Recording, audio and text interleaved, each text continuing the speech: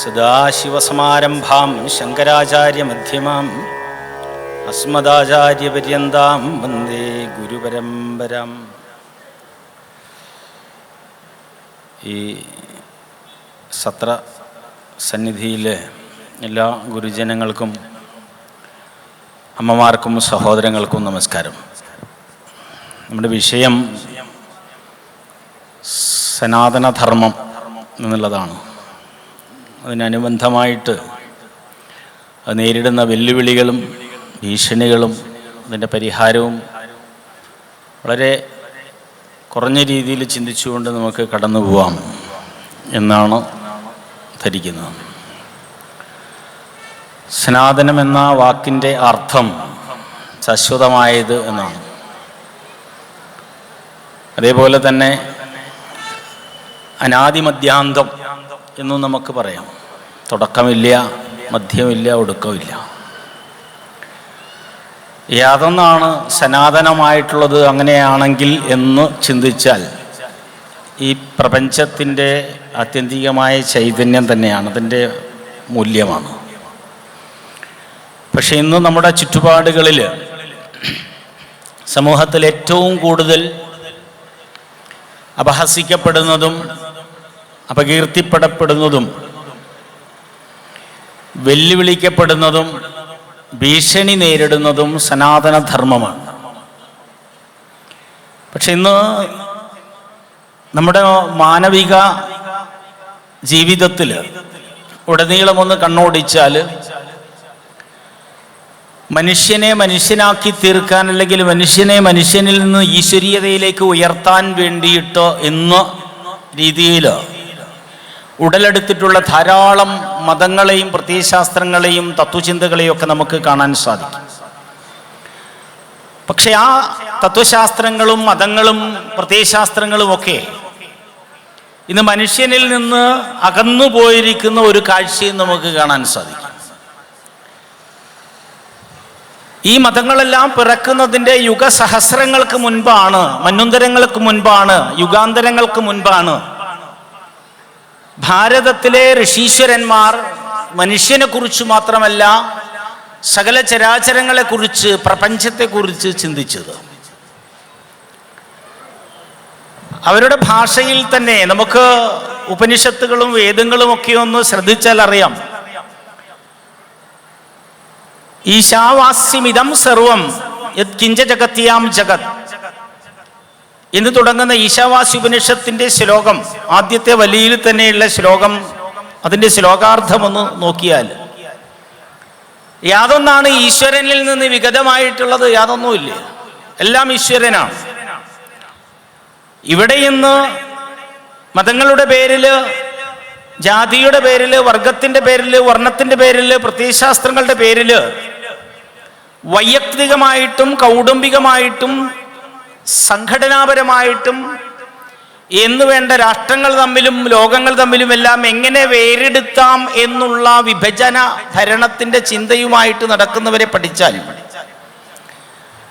ഈ സനാതനധർമ്മത്തിൻ്റെ മൂല്യം ഉൾക്കൊണ്ടിട്ടാണോ അവർ, അഥവാ ഇതറിയാതെ ജീവിക്കുന്നവരാണോ എന്നുള്ളതാണ് വിഷയം. ഈ ഇടയ്ക്കാണ് ഒരു നിയമസഭാ സാമാജികൻ, കേരളത്തിലും പുറത്തും ഉള്ള ആള് എന്ന് പറയാം, കേരളത്തിലുള്ള ആളല്ല, എന്നാൽ അതിൻ്റെ അനുരണനം കേരളത്തിലും ഉണ്ടായി. സനാതനധർമ്മം കൊറോണ പോലെയാണ് എന്നാണ് പറഞ്ഞത്, ഭീകരമായ രോഗം പോലെയാണ്. ഇതിനെ തകർക്കുക എന്നുള്ളതാണ്, ഇത് നശിപ്പിക്കുക എന്നുള്ളതാണ് എൻ്റെ ജന്മദൗത്യം എന്നൊക്കെ അദ്ദേഹം പറയുണ്ടായി. ഇവിടെയും സാമൂഹ്യ പ്രവർത്തനം നടത്തുന്ന ചിലരുടെ വാക്കുകളിൽ സമാനമായിട്ടുള്ള കാര്യങ്ങൾ പുറത്തേക്ക് വന്നു. പക്ഷെ ഈ സനാതനധർമ്മത്തെക്കുറിച്ച് പഠിച്ചാൽ അറിയാം, സത്യത്തിൽ ഇന്ന് പ്രത്യേകിച്ച് ഭാരതം നിലനിൽക്കുന്നത് ഈ സനാതനധർമ്മ ദർശനമുള്ളത് കൊണ്ടാണ്. സകല മതങ്ങളെയും രണ്ട് കൈയും നീട്ടി സ്വീകരിക്കാനുള്ള ഒരു കരുത്ത് ഭാരതത്തിനുണ്ടായത് സനാതനധർമ്മത്തിൻ്റെ ചൈതന്യം കൊണ്ടാണ്. ആ സനാതനധർമ്മം എന്ന പദത്തിന് രണ്ട് ഭാഗങ്ങളായിട്ട് നമുക്ക് തിരിച്ചാൽ, ഒന്ന് സനാതനം എന്നുള്ളത് സൂചനയിലൂടെ ഞാൻ പറഞ്ഞു, ശാശ്വതമായിട്ടുള്ളത്. ആ ശാശ്വതമായിട്ടുള്ളതിൽ നിന്നാണ്, ആ തനിമയിൽ നിന്നാണ്, ആ പ്രപഞ്ച ചൈതന്യത്തിൽ നിന്നാണ്, ആ ശക്തിയിൽ നിന്നാണ് ഈ കാണുന്ന സകല ചരാചരങ്ങളും ഉണ്ടായിട്ടുള്ളത്. ആ സകല ചരാചരങ്ങളെയും സംരക്ഷിക്കുന്ന ആ മൂല്യത്തെ സംരക്ഷിക്കുക എന്നുള്ളതാണ് സനാതന ധർമ്മം കൊണ്ട് ഉദ്ദേശിക്കുന്നത്. ധർമ്മത്തെക്കുറിച്ച് പുരുഷ സൂക്താദി ഭാഗങ്ങളിലും മഹദ്ഗ്രന്ഥങ്ങളിലുമൊക്കെ വേദങ്ങളിലൊക്കെ നമ്മൾ കാണുന്നത് ഒന്ന് ധാരയതീതി ധർമ്മ എന്നുള്ളതാണ്. യാതൊന്നാണോ നമ്മളെ ധരിച്ച് സംരക്ഷിച്ചു കൊണ്ടിരിക്കുന്നത് അതാണ് ധർമ്മം. മറ്റൊരിടത്ത് കാണുന്നത് ധാരണാധർമ്മ ഇത്യാഹുർന്ന, ഈ പ്രപഞ്ചത്തെ ധരിക്കുന്നത് സംരക്ഷിക്കുന്നത് അതാണ് ധർമ്മം. ഈ പ്രപഞ്ചത്തെ സംരക്ഷിക്കുന്നത് യാതൊന്നാണ്. ഇടയ്ക്കാണ് നമ്മുടെ കേരളത്തിലെ ഒരു സാമാജികൻ പറഞ്ഞത്, നിയമസഭാ സാമാജികൻ പറഞ്ഞത്, ഗണപതിക്ക് അല്ലെങ്കിൽ വിഘ്നേശ്വരന്, ഗണപതി എന്നാണ് അദ്ദേഹം പറഞ്ഞത്, സയന്റിഫിക് ടെമ്പർമെന്റ് പോരാ, ഇല്ല. യാതൊന്നാണ് സയന്റിഫിക് ടെമ്പർമെന്റ് ഉള്ളത് പ്രപഞ്ചത്തിൽ? യാതൊന്നിനാണ് നാം കാണുന്ന സയന്റിഫിക് ടെമ്പർമെന്റ് ഉള്ളത്? ഇത് മനുഷ്യകൃതമായിട്ടുള്ള ശാസ്ത്രത്തിന്റെ വെളിച്ചത്തിൽ വെച്ചുകൊണ്ട് ഒന്നിനെയും പഠിക്കാൻ സാധിക്കില്ല. ശാസ്ത്രം അത്രയും ചെറുതാണ്. ഇവിടെയുള്ള ഉറുമ്പ് മുതൽ നീലത്തിമിംഗലം വരെയുള്ള ജീവികളും അതിനപ്പുറത്ത് നമ്മൾ കാണാത്തതോ നമ്മൾ അറിയാത്തതോ ആയിട്ട് ആഴക്കയങ്ങളിലോ അല്ലെങ്കിൽ ഇതര ഗ്രഹങ്ങളിലോ ഉള്ള കോടാനുകോടി ജീവികളുണ്ടാവും.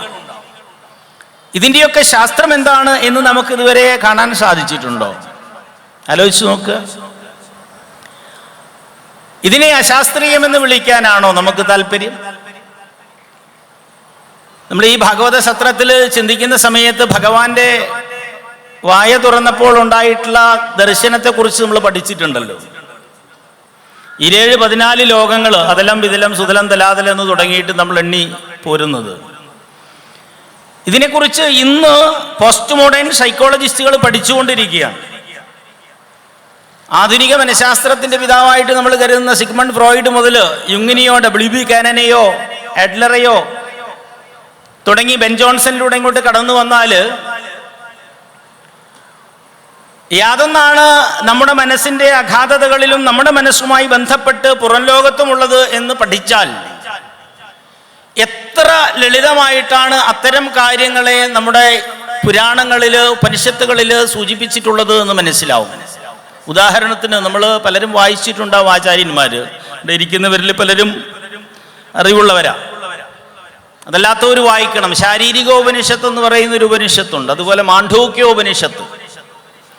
ശാരീരികോപനിഷത്തിലും മാണ്ഡൂക്യോപനിഷത്തിലും മാണ്ഡൂക്യ കാരികകളിലുമൊക്കെ നമ്മൾ കാണുന്നത് പൂർണ്ണമായ മനഃശാസ്ത്രമാണ്. ഇന്ന് പോസ്റ്റ് മോഡേൺ സൈക്കോളജിസ്റ്റുകൾ ഏതൊരു തരത്തിലാണോ നമ്മുടെ മനസ്സിന്റെ തലങ്ങളെ തിരിച്ചിട്ടുള്ളത് അതിനേക്കാൾ അപ്പുറത്തേക്ക് കണ്ടെത്തിയിരുന്നു ഉപനിഷത്ത് കാലങ്ങളിൽ. ഉദാഹരണത്തിന് ഫ്രോയിഡിയൻ സൈക്കോളജി വെച്ച് നമ്മൾ ചിന്തിച്ചാൽ ബോധമനസ്സെന്നും ഉപബോധ മനസ്സെന്നും അബോധ മനസ്സെന്നും പറയുന്ന 3 തലങ്ങളെ പറയുന്നുള്ളൂ. കോൺഷ്യസ് എന്നും സബ് കോൺഷ്യസ് എന്നും അൺകോൺഷ്യസ് എന്നും. പക്ഷേ ഈ കോൺഷ്യസിനും സബ് കോൺഷ്യസിനും അൺകോൺഷ്യസിനും അപ്പുറത്തൊരു സൂപ്പർ കോൺഷ്യസിനെ കുറിച്ച് ഇന്ന് ചിന്തിച്ചുകൊണ്ടിരിക്കുകയാണ് അതീന്ദ്രിയ മനഃശാസ്ത്രം. ആ അതീന്ദ്രിയ മനഃശാസ്ത്രത്തിന്റെ നിഗൂഢതകളെ കുറിച്ച് പഠിക്കുമ്പോഴാണ് നമ്മുടെ ജന്മാന്തര ബന്ധങ്ങളെ കുറിച്ച് ഇന്ന് ശാസ്ത്രം അന്വേഷിച്ചുകൊണ്ടിരിക്കുന്നത്. നമുക്ക് പൂർവ്വജന്മങ്ങൾ ഉണ്ടായിരുന്നുവോ, പുനർജന്മം ഉണ്ടാവുകയോ, നമ്മുടെ ഇന്നത്തെ ജീവിതത്തിന്റെ അർത്ഥം എന്താണ്? ഒരൊറ്റ ചോദ്യം ചോദിക്കണ്ടു നേരത്തെ അദ്ദേഹത്തിനോട്. നമുക്ക് നമ്മുടെ ജീവിതത്തിന് എന്താണ് ഒരു ശാസ്ത്രീയമായ അർത്ഥം നിങ്ങൾക്ക് പറയാനുള്ളത്? ഞാൻ ഇത്രയും സുന്ദരനായിട്ട് ജനിക്കുമെന്ന് ഞാൻ ചിന്തിച്ചിരുന്നു, എൻ്റെ അച്ഛൻ ചിന്തിച്ചിരുന്നു, അമ്മ ചിന്തിച്ചിരുന്നു, നാട്ടുകാർ ചിന്തിച്ചിരുന്നോ, വീട്ടുകാർ ചിന്തിച്ചിരുന്നോ, കൂട്ടുകാർ ചിന്തിച്ചിരുന്നോ, കുടുംബക്കാർ ചിന്തിച്ചിരുന്നോ? സാധിക്കുമോ? എത്ര സുന്ദരനാണ് ഞാൻ! ഞാൻ എപ്പോൾ ജനിക്കും? ഞാൻ എപ്പോഴാണ് എൻ്റെ ഈ അല്ലേ OV വിജയന്റെ ഭാഷ ഉപയോഗിച്ചാൽ മന്ദാരത്തിൻ്റെ ഇലകൾ തുന്നിച്ചേർത്ത പുനർജനിയുടെ കൂട് വിട്ട് യാത്രയാവുന്നത്? ഈ ശരീരമല്ലേ, ശരീരതീതി ശരീര എന്ന് പറയുന്നില്ലേ? എപ്പോഴും നശിക്കാവുന്നതാണ്, ഏത് നിമിഷവും നശിച്ചു പോകാവുന്ന ഈ കൂടും വിട്ട് ഞാനാകുന്ന സ്വത്വം എപ്പോഴാണ് യാത്രയാവുന്നത് എന്നാർക്കും തിട്ടപ്പെടുത്താൻ സാധ്യമല്ല. ചില ആളുകൾ ചോദിക്കും, അങ്ങനെയാണെങ്കിൽ ആത്മഹത്യ ചെയ്യുന്നവരോ എന്നോട് ചോദിച്ചിട്ടുണ്ട്. അല്ല മാഷേ, ആത്മഹത്യ ചെയ്യുന്നവർക്ക് അറിഞ്ഞുകൂടെ കൃത്യമായിട്ട് എപ്പോഴാണ് മരിക്കുക എന്നുള്ളത്? അപ്പം ഞാനവിടെ ഉത്തരം മുട്ടി ഇങ്ങനെ അന്വേഷിച്ച് നടന്നപ്പോഴാണ് ഒരാളെ കണ്ടെത്തിയത്. 18 തവണ തൂങ്ങി മരിക്കാൻ ശ്രമിച്ച ഒരാളെ. ഞാനിപ്പം ജീവിച്ചിരിക്കുന്നത് കോഴിക്കോടാണ്. ഇദ്ദേഹം കോഴിക്കോട് അവിടെ മുക്കം ഭാഗത്തുള്ള ഒരാളാണ്. അപ്പം അദ്ദേഹത്തിനെ യാദൃശ്ചികമായിട്ട് ഒരിക്കൽ കണ്ടപ്പം, അത് വേറൊരാൾ പറഞ്ഞു തന്നാണ് കഥ. വേറൊരാൾ തൂങ്ങി മരിക്കാൻ വേണ്ടിയിട്ട് ഒരു പറങ്കിമാവിൻ്റെ കപ്പലുമാവിൻ്റെ മുകളിൽ തൂങ്ങിയ സമയത്ത് അവിടുന്ന് ആരോ കണ്ട് രക്ഷപ്പെടുത്തി അദ്ദേഹത്തിനെ ജീപ്പിലിട്ട് മെഡിക്കൽ കോളേജിലേക്ക് കൊണ്ടുപോകുന്ന വഴിയിൽ ഇവൻ മറ്റുള്ളവരെയൊക്കെ ഇടിക്കുകയും തുപ്പുകയും ചവിട്ടുകയും ഒക്കെ ചെയ്തപ്പോൾ ഒരാൾ പറഞ്ഞു, നിന്നെ രക്ഷപ്പെടുത്താൻ നോക്കിയതും പോരാ, എന്നിട്ട് നീ ഞങ്ങളെ ചവിട്ടിക്കൊണ്ടിരിക്കുകയാണോ എന്ന് ചോദിച്ചപ്പോൾ ജീപ്പിലുള്ള വേറൊരാൾ പറയാണ്, തൂങ്ങിയവന് മാത്രമേ തൂങ്ങിയവൻ്റെ വിഷമം അറിയുള്ളൂ. അപ്പോഴാണ് ആളുകൾ തിരിഞ്ഞു നോക്കിയപ്പോൾ ഈ കുമാരനാണുള്ളത്, 18 തവണ തൂങ്ങിയ ആളാണ്. അദ്ദേഹത്തിനെ ഞാനൊരു ദിവസം കണ്ടിട്ട് ചോദിച്ചു. അപ്പം എന്നോട് പറഞ്ഞു, മാഷേ, നമ്മൾ വിചാരിക്കുന്ന സമയത്ത് ഒരിക്കലും മരിക്കാൻ പറ്റില്ല. 18 പ്രാവശ്യം ഞാൻ തൂങ്ങിയിട്ടുണ്ട്. പിന്നെ ഞാൻ പറയാനൊന്നുമില്ല, പുതിയ പുതിയ വഴികൾ ആലോചിച്ച് നോക്കൂ എന്ന് പറഞ്ഞില്ല, അത്രയേ ഉള്ളൂ. എത്രയോ ആളുകൾ ആത്മഹത്യക്ക് പോയിട്ട് വഴിമുട്ടിയിട്ട് തിരിച്ചു കിടക്കുന്ന ആളുകളുണ്ട്. അപ്പം ഞാൻ പറഞ്ഞു വന്നത്, നമ്മളെപ്പോൾ ജനിക്കും, എങ്ങനെ ജനിക്കും, എന്തിന് ജനിച്ചു, എന്താണ് ഇതിൻ്റെ ദൗത്യം? പോസ്റ്റ് ഗ്രാജുവേഷന് പഠിക്കുന്ന കുട്ടികളോട് ഞാൻ ഒരിക്കൽ ചോദിച്ചു, എന്താ ജീവിതത്തിൻ്റെ അർത്ഥം? അപ്പം അവർ അറിയില്ല. നമ്മൾ ആരെങ്കിലും ചിന്തിച്ചിട്ടുണ്ടോ? ഉണ്ടാവാം, മുതിർന്ന ആളുകൾ ചിന്തിച്ചിട്ടുണ്ടാവാം. എന്തിനു വേണ്ടിയാണ് ഞാൻ ജനിച്ചത്?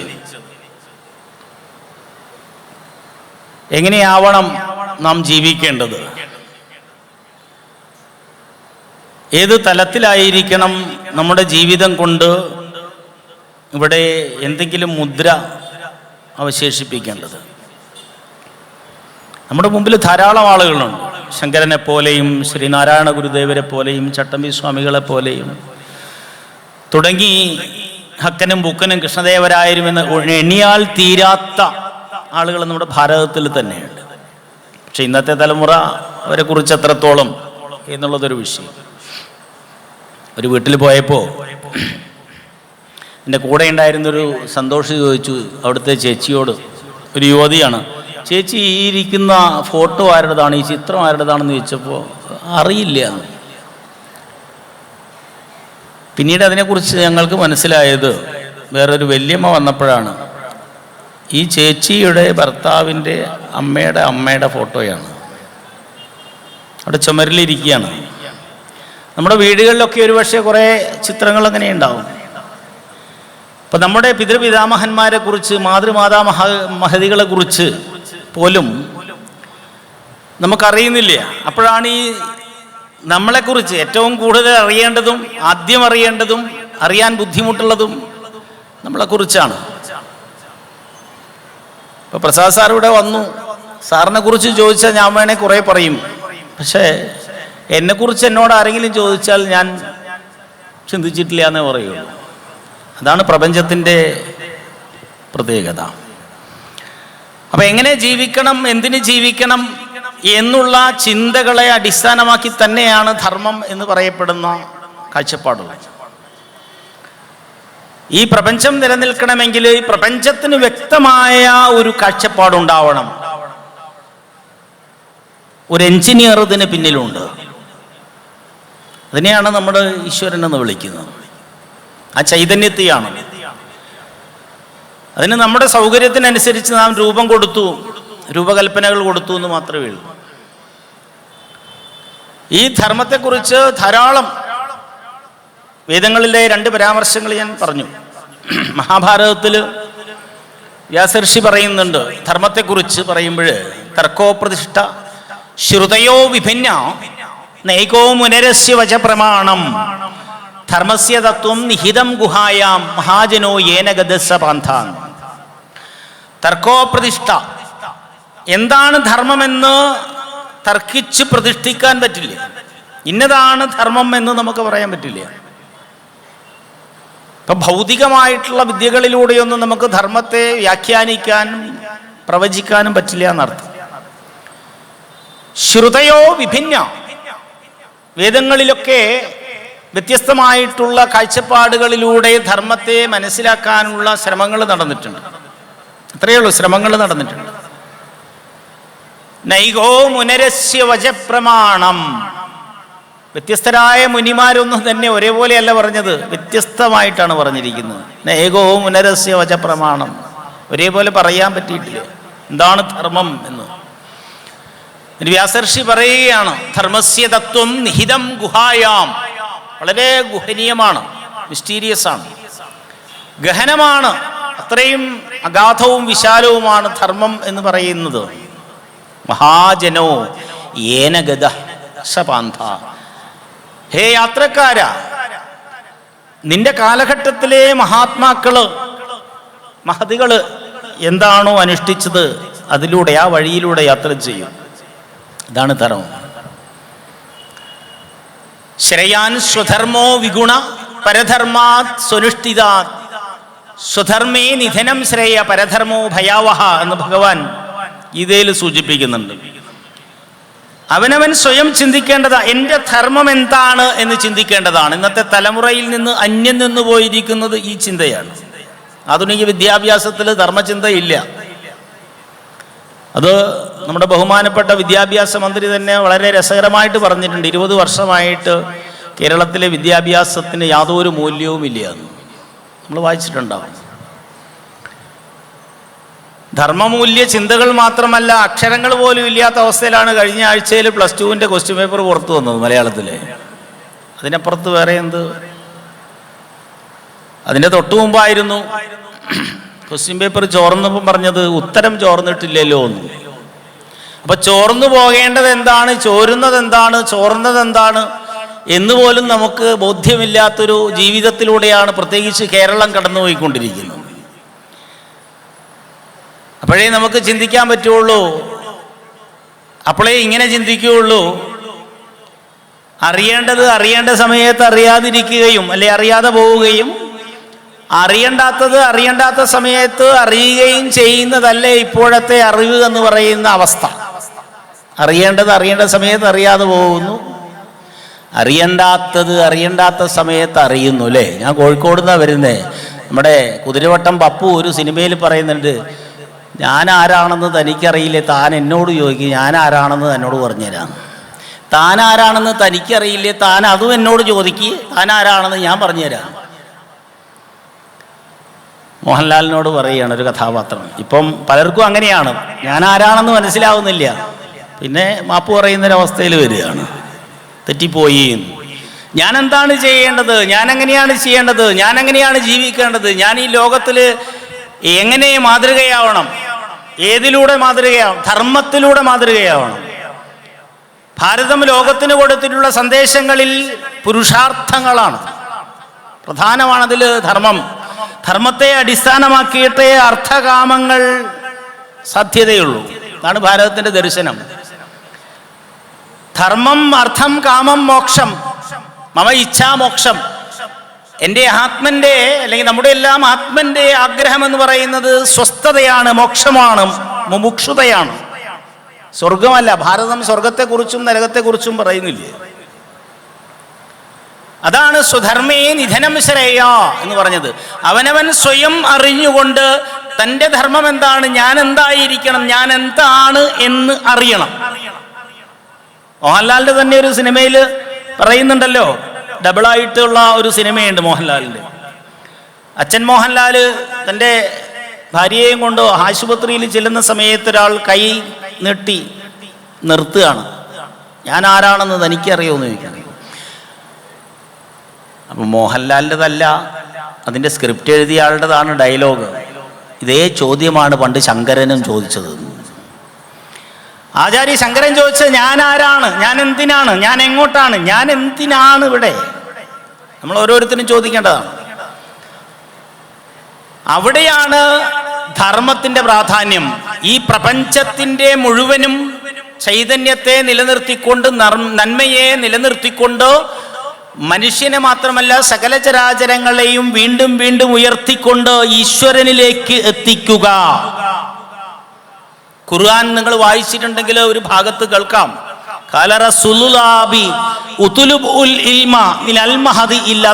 എന്ന് പറയുന്ന ഒരു ഭാഗമുണ്ട് ഖുർആനിൽ. അതിന്റെ അർത്ഥം ഇത്രയേ ഉള്ളൂ, അള്ളാഹുവിലേക്ക് ചേരുമ്പോഴാണ് ജീവിതത്തിന് ശാശ്വതമായ അർത്ഥം കിട്ടുന്നത്. ശരിയാണോ? പക്ഷെ ഇന്ന് നമുക്ക് ചുറ്റും കാണുന്ന ഒരു മതങ്ങളും, 27 മതരാഷ്ട്രങ്ങളുണ്ട് ലോകത്തിൽ, ആ ഒരു മതങ്ങളിലും ധർമ്മത്തെ നമുക്ക് കാണാൻ സാധിക്കില്ല. ശാശ്വതമായ മൂല്യങ്ങളെ നിലനിർത്തുന്നത് ഭാരതം മാത്രമാണ്.